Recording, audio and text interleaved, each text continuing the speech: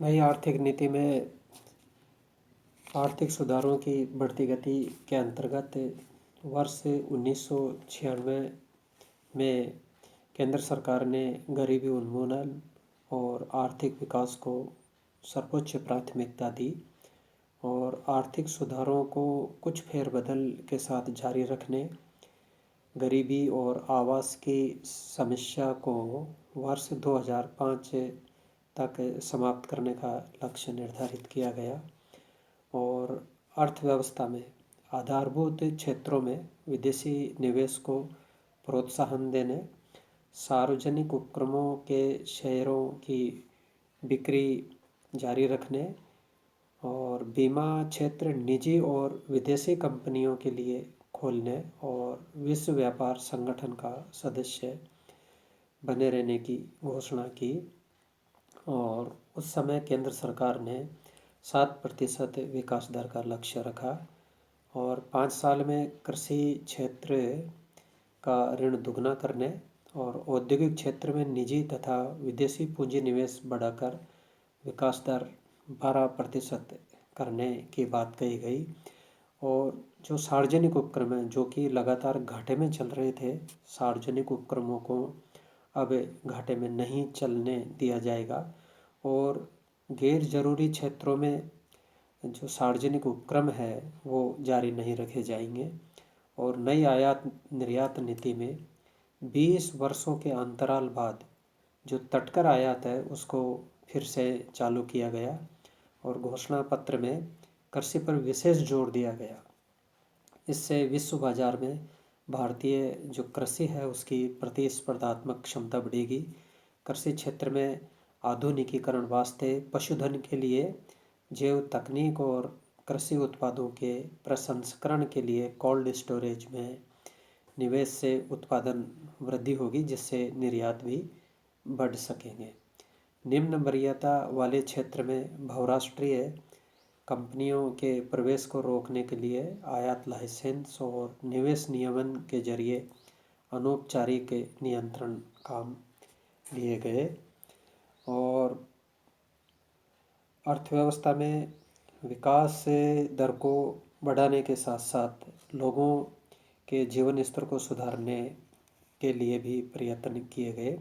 कृषि और आधारभूत ग्रामीण उद्योगों और लोगों की पेयजल, स्वास्थ्य, शिक्षा, आवास जैसी बुनियादी ज़रूरतें पूरी करने के लिए अधिक पूंजी निवेश पर बल दिया गया। घरेलू उद्यमशीलता को समर्थन तथा बढ़ावा देने के लिए 12% की वार्षिक औद्योगिक विकास दर का लक्ष्य निर्धारित किया गया। बुनियादी क्षेत्रों और प्रौद्योगिकी समुन्नत करने के लिए विदेशी निवेश आकृष्ट करने के प्रयासों में तेजी लाई जाएगी और वर्ष 2005 तक निर्धनता उन्मूलन का जो लक्ष्य है प्राप्त करने के लिए रोजगार के अवसर बढ़ाने, संपदा सृजन, लोगों की कामकाजी दक्षता बढ़ाने और सर्वाधिक निर्धन लोगों की आमदनी में बढ़ोतरी के कार्यक्रम वास्ते वृहद स्तर पर धन मुहैया कराया जाएगा। सरकार हर परिवार के लिए स्वच्छ पेयजल, 5,000 की आबादी पर स्वास्थ्य केंद्र, प्रत्येक आवासहीन निर्धन को भवन बनाने के लिए सहायता, हर गांव में संपर्क सड़क का निर्माण, गरीब परिवार के बच्चों को पोषाहार, हर गांव में उचित मूल्य की दुकान खोलने का वादा किया गया। और विश्व बाजार में उद्योगों की प्रतिस्पर्धा में वृद्धि के लिए विकासोन्मुख औद्योगिक नीति की घोषणा की गई। निर्यात वृद्धि के लिए उद्योगों को पूर्ण सहयोग दिया जाएगा की बातें कही गई। सरकार जो वित्तीय घाटा है उसको कम करने के लिए भी प्रयत्नशील है और वित्तीय घाटे को सकल घरेलू उत्पाद के 4% से नीचे लाने के लिए खर्चों में कटौती करने के लिए दिशा निर्देश जारी किए गए और जो वार्षिक खर्च है उससे खर्चों में कमी का लक्ष्य निर्धारित किया गया। और लाभ कमाने वाले जितने भी सार्वजनिक क्षेत्र के उपक्रम थे उनसे एक तरह से न्यूनतम लाभांश घोषित करने के लिए कहा गया। इसके लिए 2 शर्तें रखी गई। पहली, शेयर धारकों को न्यूनतम 20% लाभांश तथा दूसरी, कर अदायगी के बाद मुनाफे से 20% राशि लाभांश के रूप में वितरित की जाए। तो इन दोनों में से जो भी कम हो वैसा किया जाए। लेकिन जो पेट्रोल, तेल, रसायन और बुनियादी सुविधाओं के क्षेत्र में सार्वजनिक उपक्रमों के लिए ये राशि 30% रखी गई। मुनाफा कमाने वाली कंपनियों जिनमें सरकारी इक्विटी आधार कम है, सरकार को आवश्यक रूप से बोनस जारी करेगी। इसके अलावा मुनाफा कमाने वाले संयुक्त उद्यम कंपनियां जिनमें सरकार भी इक्विटी धारक है, सरकारी शेयर पर कम से कम 20% लाभांश अवश्य देगी।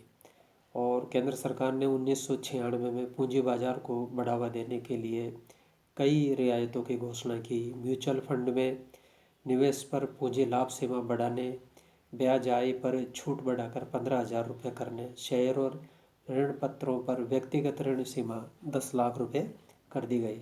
मुद्रास्फीति को नियंत्रित करने के लिए राजकोषीय घाटे को कम करने, मुद्रा की आपूर्ति 16% रखने, सीमा शुल्क कम करने के प्रयास करने पड़े और इनके अभाव में विदेशी विनिमय संकट का सामना करना पड़ सकता है।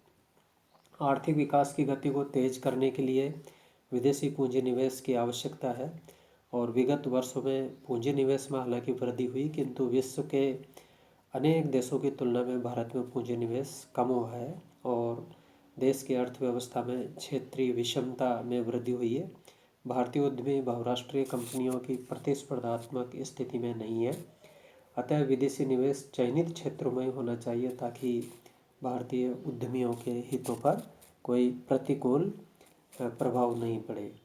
विदेशी पूंजी निवेश के संबंध में जो महत्वपूर्ण बात दृष्टिगोचर हुई कि केंद्र सरकार के पूंजी निवेश को आकर्षित करने के प्रयास की आलोचना की जाती है और राज्य सरकारें विदेशी पूंजी निवेश को बढ़ावा देने के लिए प्रयत्नशील है।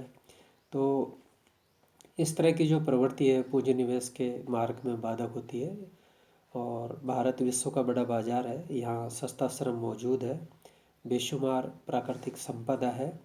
विदेशी निवेशक शोषण करने से नहीं चूकते, तो विदेशी निवेशकों को आमंत्रित करते समय सुबह देशी हितों पर आंच नहीं आनी चाहिए तथा तकनीकी के क्षेत्र में देश को लाभ मिलना चाहिए।